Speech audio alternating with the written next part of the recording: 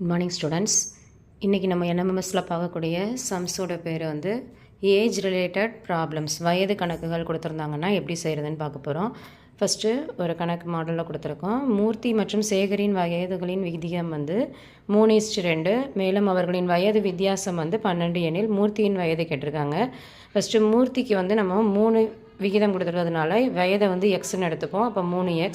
சேகரோட விகிதம் வந்து 2, அப்போ 2x எடுத்துக்கிறோம். வித்தியாசங்கிறது 12 கொடுத்துருக்காங்க. அப்போ 3x - 2x is equal to 3xலேருந்து 2xை கழிச்சோம்னா நமக்கு ஆன்சர் வந்து 12.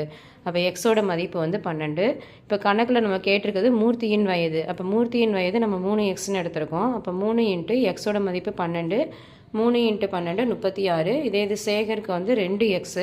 அப்போ 2 × 12 24. நம்ம கணக்கில் கேட்டிருக்கிறது மூர்த்தியின் வயது தான் கேட்டிருக்காங்க. சாய்ஸ் வந்து 23, 36, 34, 35.